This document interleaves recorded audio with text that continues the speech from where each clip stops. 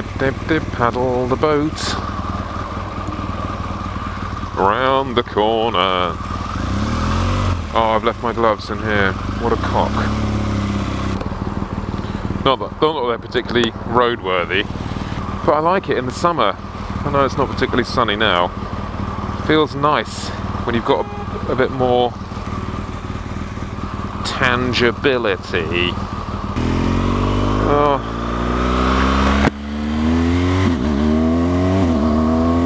The other thing I've lost, and I keep needing to buy, on top of my earplugs, which I've lost, is I always wear a silk balaclava.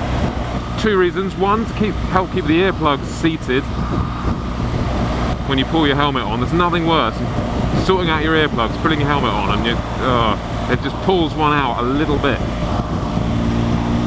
Which is worse, in my opinion, than not having them in at all, because it does this weird vibration thing. And the other reason is because of my hair.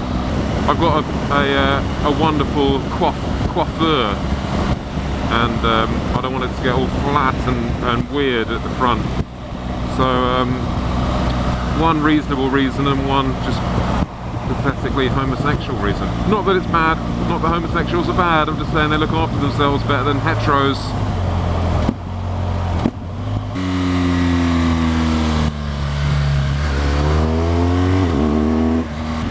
No. Come on, fuckstick, what are you doing? Why are you so far over?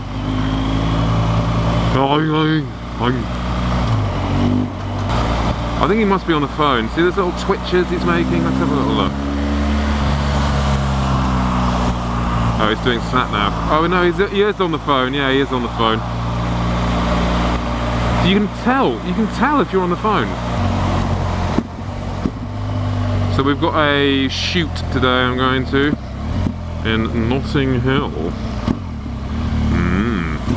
Fancy schmancy. It's not that fancy though, it's a real basic, quick and dirty. That's the way I like it. And I'm on the GS because I got a load of camera equipment in the back.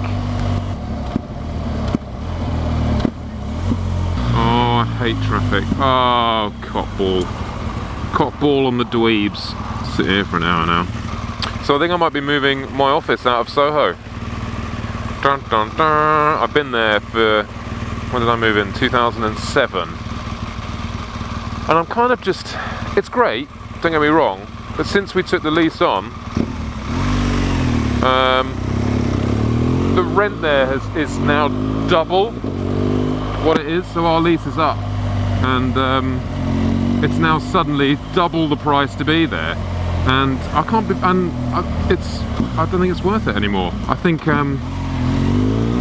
thank you. I think before the internet, you needed to be in places where you could see trends and pick up on the subtle nuances of life, and in my business anyway. But now with the internet, you can see trends anywhere. You don't actually need to be right in the middle. And I've done my kind of days of going out and getting fucked up all the time, and the kind of social side of it. I don't even really drink that much anymore. It doesn't agree with me. I get the worst guilt hangovers. Do you ever get that when you get pissed? Like just the worst kind of paranoia, like, oh, what happened last night? What did I do? Oh no, I shouldn't have been drinking. Oh, I've ruined the day. Oh. And I can't deal with it anymore. So I really weigh up if I'm going to get pissed, if it's worth it or not. So I'm looking at moving out of central London to make it just easier for me, really. I'm kind of selfish like that. Do you know how much tax? This isn't like anything to do with the company. It's the equivalent of council tax. It's called business rates. So when you have a business, you have to pay like a council tax for them to, you know, just to be in the area, clean the streets, take your rubbish away, all that shit. And our office is tiny. It's like 500 square foot, which is kind of about the size of an average flat, 2-bed flat. And our business rates are 13,000 quid a year. £13,000 a year. It's a fucking joke. And what it's paying for, I really don't know, because on top of that, most of it you think, oh well, you know, they collect your rubbish, yeah, fair enough, but they don't.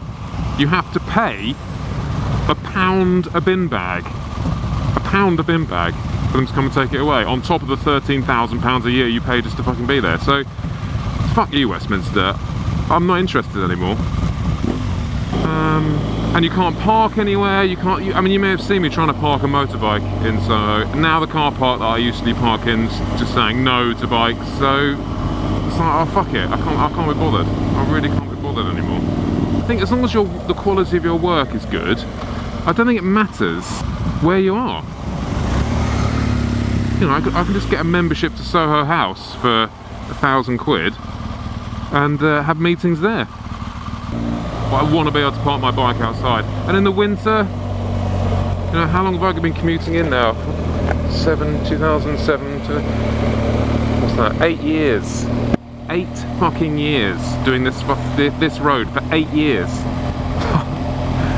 What was I? Yeah, the thought of it in the winter, God, getting up and just like, oh, having a shower and going out of the shower and it's all cold, and then the thought of having to go on a freezing cold motorbike, which is dangerous as well in, you know, sub-zero temperatures, and battle your way in for an hour and a half. Forget it. Forget it. I want to spend time with my son. I want to be able to pick him up from school every now and again. If I get a phone call, it's like, oh, yeah, your boy's not very well, can you come and pick him up? It's like, oh shit, alright, I'll be there in 3 hours. It's not workable. I need to sort my life out generally. That's what I need to do, is sort my life out. I've crossed this boundary of work-life blend, and it's all just one constant place, if that makes sense to you. It's not like, oh, I'm at work now, I do work, or I'm at home now, I do home stuff. It all just blends into like a mush. I need to get organised and regimented and sort my fucking shit out. I think that'll help my brain as well, just to be organised. I just get such bad guilt trips when I'm not working or not doing something. Oh, fucking hell. Mind you, you probably can't get through there. And actually, to be fair to him, nobody probably told him. There isn't a sign at the beginning of this road going, you can't get through here on a coach. So, now him and all his passengers from Deutschland now have to turn around and go and find another way, because no one in this city gives a shit. And I guess that's another reason I want to move out of it, because no one gives a shit. Everyone's so vacuous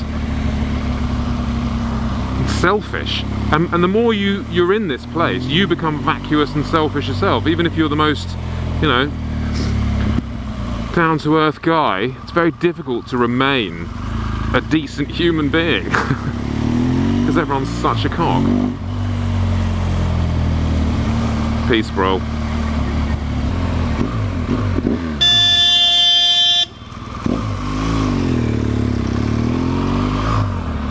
Thanks, love, you f***ing. Look at that. Ugly. See, that is London to a T.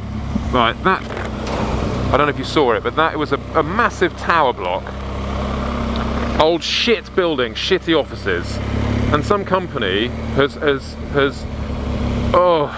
sickened it by going, I know, well, let's buy this ugly piece of shit, and then we'll just convince people that it's cool to be in that ugly piece of shit. So they've called it ugly, and there's a big sign on the top trying to rent office space out saying, hi, we're ugly, you could be ugly too. Fuck off. You just bought a shithole and now you're trying to make it all sexy and so people go, actually, yeah, are you in the ugly building? Yeah, I'm in the ugly shit building too. Wonderful. Fuck off. It's too much of this soppy, namby-pamby fucking bullshit. It's a shit building. And they're probably charging a premium because they've designed a logo and thought of a marketing campaign around it. And it's because there's no space in London. There's no space in London, so now people have to pay over the odds for a shithole like that. It's a shithole. So I don't know this whole London thing. So yeah, I just think, yeah, I'm gonna move out. I'm gonna place my investment further out. I think that's the way to go. Don't know why, it just feels right. And sometimes you just got to make those decisions. I mean, look, these houses are probably, these flats are just hundreds and thousands of pounds, and it's all right. There's worse places in London to live.